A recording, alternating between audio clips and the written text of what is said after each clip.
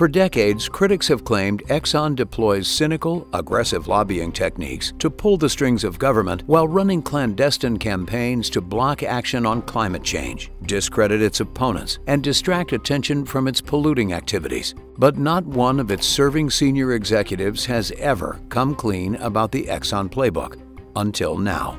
Here's what Dan Easley and Keith McCoy told us. Mr. McCoy revealed that behind the scenes, the company has been working hard to undermine President Biden's $2 trillion infrastructure plan, and it would have been paid for by higher taxes on corporations like Exxon. But these ambitious proposals are on the verge of being defeated. According to Mr. McCoy, Exxon has been working to scale back the legislation and stop Exxon paying more tax. He told us which United States senators the company sought to recruit to their lobbying campaign, and they're not all Republicans. Eventually, the public pressure was too much, and you had the world's eyes on you. So you started to act. Not acting as in taking climate action, but acting as in role-playing. Playing politics, playing with words, and playing with our future. Pretending to take responsibility, acting as saviors as you try to convince us that things are being taken care of. Meanwhile, the gap between your rhetorics and reality keeps growing wider and wider. Hey y'all, it's Becky here from The Beckisphere, where we talk about climate news and solutions. You have entered the weekly climate recap, where we look back at what progress is being made to mitigate and adapt to climate change. I want to start out by welcoming all the new subscribers and viewers. Hi! Welcome, welcome, welcome to the Beckisphere. I am so happy to have you. I hope you are excited for the videos that will come in the future and are enjoying the videos that I have already done.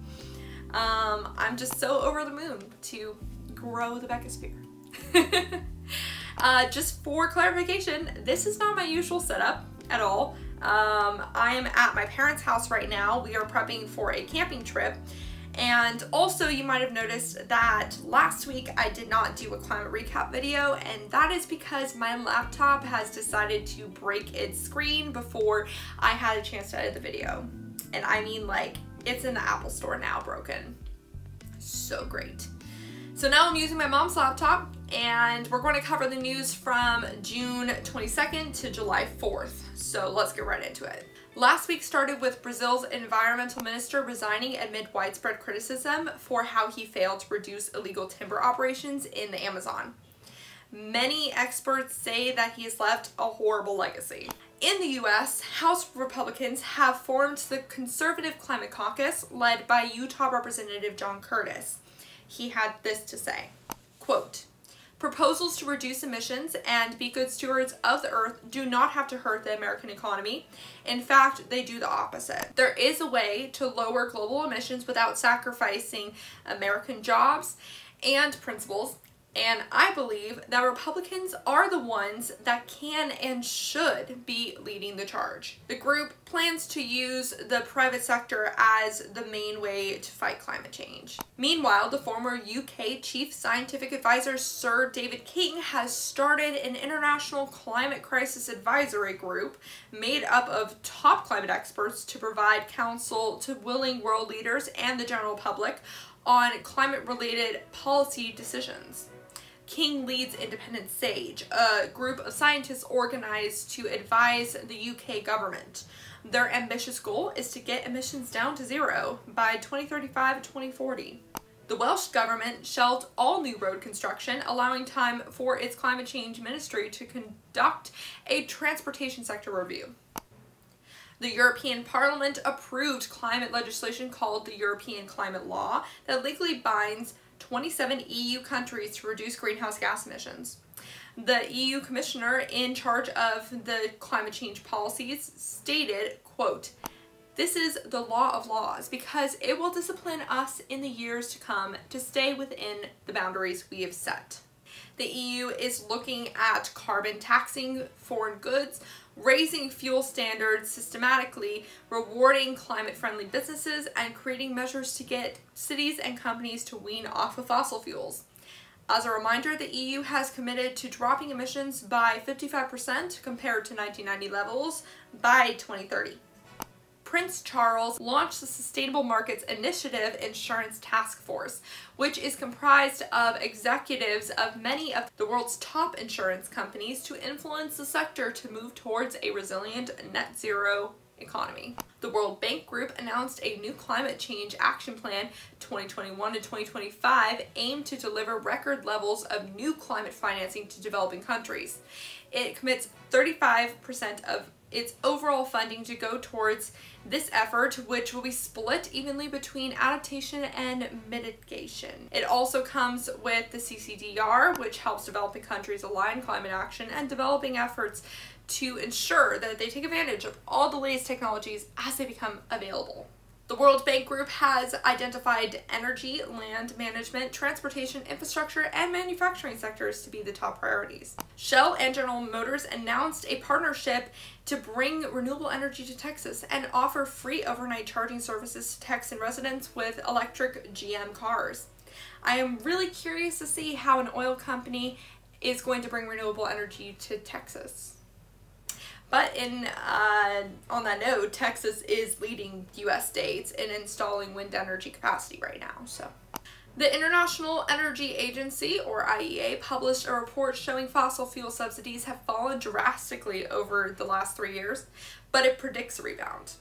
The IEA calls for all fossil fuel subsidies to go away to help countries favor clean energy, but clean energy doesn't represent a large enough percentage of the global energy generation yet for it to be price comparable, which is why fossil fuel subsidies are scheduled to rise again. Scientists have found that the ozone hole above the Arctic is starting to grow again, and it's due to climate change. That's right, the one huge environmental win that gave us all hope is being ruined by climate change.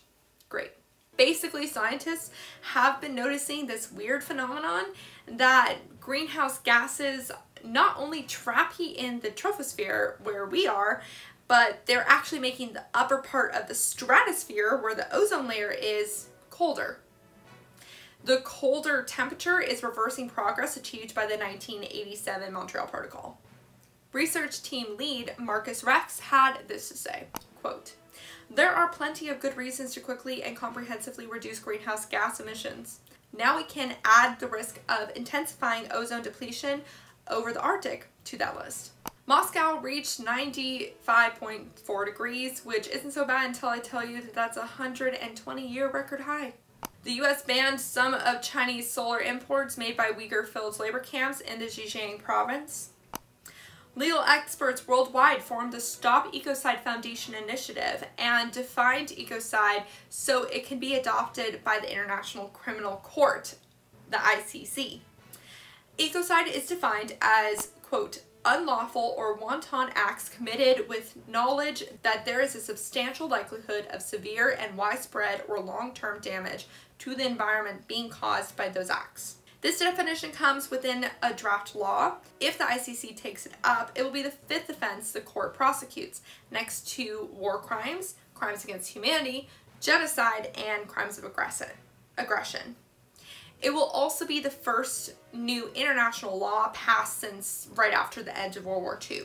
Quote, "The 4 other crimes are all focused exclusively on the well-being of human beings. This one, of course, does that, but it introduces a new non-anthropocentric approach, namely putting the environment at the heart of international law, and so that is original and innovative." For me, the single most important thing about this initiative is that it's part of that broader process of changing public consciousness, recognizing that we are in a relationship with our environment.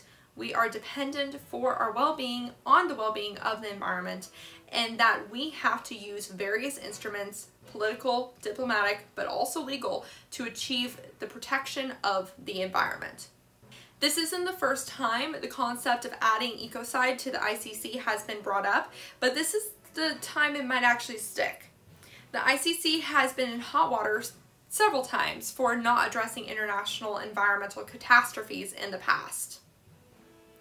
Some ecocide definable crimes could include oil spills and the Amazon rainforest deforestation. The Norwegian Cruise Line Holdings, the company that owns Norwegian Cruises, Oceania Cruises, and Regent Seven Seas Cruises, announced its climate action plan, which committed to reducing carbon emissions industry-wide by 40% compared to 2008 levels by 2030. It intends to do so by increasing energy and fuel efficiency, investing in clean energy technologies and alternative fuel, and committing to a carbon offset program. Carbon offsetting is going to be a lot of how they drop emissions until new technology comes online to help them reduce more emissions. It doesn't say how their carbon emissions will be offsetted, which makes me wary, but it's fair because they can't do much until tech innovation catches up. But I wish that they would just spend the money on R&D instead of the offsetting. Back in the world of politics, the US Senate voted yes on the Growing Climate Solutions Act, a bipartisan legislation to help farmers, ranchers, and forest landowners to reduce greenhouse gas emissions and builds climate resilience through voluntary, market-based programs. The act drives certification program of the USDA, so it's easier for farmers, ranchers, and forest landowners to participate in the carbon credit markets. So this is small, but it's something, and it's something bipartisan. The Sunrise Movement rallied outside of the White House, holding Biden to his word to prioritize climate. They specifically called for the Civilian Climate Corps to be fully funded in the jobs plan. Alexandria Ocasio-Cortez, or AOC, joined the protest, and 13 protesters were arrested. The White House later released a statement saying it's insisting that it is not pushing climate change aside. I guess we'll see. SpaceX launched 3 UK-built satellites Friday designed to monitor climate change and track endangered species. Sea level rise is named as a possible contributor to the Miami apartment building collapse. The saltwater inundations through the Floridian porous limestones might have weakened the foundation of the building, but that is just conjecture right now.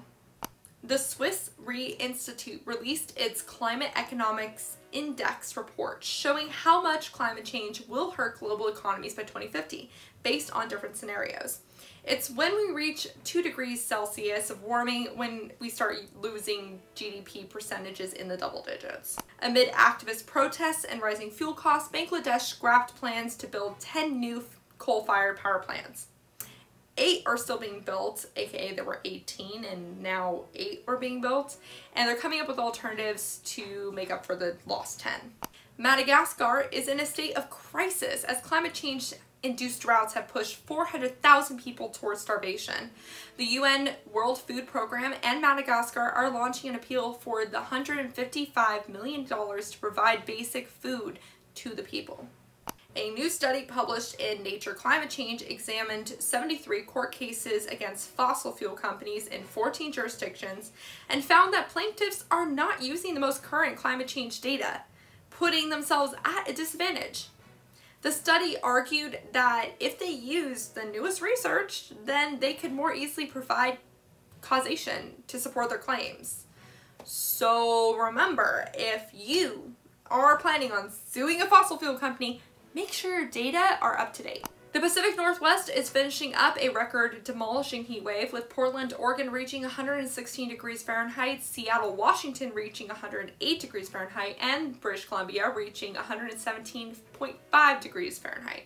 These are all records for the area during the time of year. BC also reported 250 deaths. It seems that journalists are doing better at spreading the connection between climate change and this heat wave than they did about the last one. That one, the whole West Coast experienced record-breaking heat waves, and yet only 27% of West Coast TV news stations' extreme weather segments mentioned climate change in their reporting. Biden also visited the West Coast to talk about how best to prepare for the wildfire season. He called on states to raise their minimum wages for firefighters and extend the work season. He also requested $30 billion in the 2022 financial budget for fighting wildfires. Canada passed the Canadian Net Zero Emissions Accountability Act, which binds Canada to its climate goals and requires the Minister of Environment and Climate Change to create goals for 2035, 2040, and 2045, 10 years in advance. It also established the Net Zero Advisory Board. The Canada government also declared that all new cars and light-duty trucks sold in Canada by 2035 will be zero emissions. Biden has reinstated the federal methane pollution regulations that were weakened by the Trump administration. Methane is a more potent greenhouse gas than CO2, but it also doesn't stay in the atmosphere for as long. Fossil fuel companies have been very bad about letting methane leak from their operations, so hopefully this will quell that trend. We'll see. Austria held a world summit organized by the Schwarzenegger Climate Initiative. I didn't know he had an initiative, but I'm not too surprised. It featured many speakers from large companies like Apple and, of course, Greta Thunberg. And as always, she did not mince words. Let's be clear. What you are doing is not about climate action or responding to an emergency. It never was. This is communication tactics dressed as politics, disguised as politics. You, especially leaders from high-income nations, are pretending to change and listen to the young people while you continue pretty much exactly like before. Meanwhile, Greenpeace got ExxonMobil officials Keith McCoy and Dan Easley to admit Exxon's participated in downplaying climate change and fossil fuels' impact on the environment, including which U.S. senators and congressmen they're still bribing. And let me tell you, we've got problems on both sides of the aisle. Watch the video in the resource section because it is so damning and concerning. We need to take money out of politics stat. Hundreds of New Zealand lawyers are suing the country's Climate Change Commission for allegedly providing errored evidence to the government on how best and how quickly to reduce carbon emissions. The BBC briefly published a list of positive outcomes of climate change in its bit-sized section, which is meant to aid in youth education efforts. I say briefly because it took no time for them to get major backlash for trying to put a silver lining in that storm cloud, and they quickly removed that tone-deaf section from the page. And finally, an underwater gas pipeline owned by the Mexican oil company Pemex has leaked, and the Gulf of Mexico is literally on fire. No human injuries were reported, but I can't even begin to imagine the environmental impact. This is what we are settling for by sticking with fossil fuels. The ocean caught fire in the Gulf of Mexico just west of the Yucatan Peninsula. Those dramatic images of the ocean aflame quickly going viral on social media. Some people calling it an eye of fire, while others said it looked like the portal to hell opening up. Wind farms can't do that, you know? And that was the climate recap for June 22nd to July 4th. Please comment anything I missed down below because I'm sure I missed something. Until then, remember to talk about climate change every single day and to support your local news organizations. Bye for now.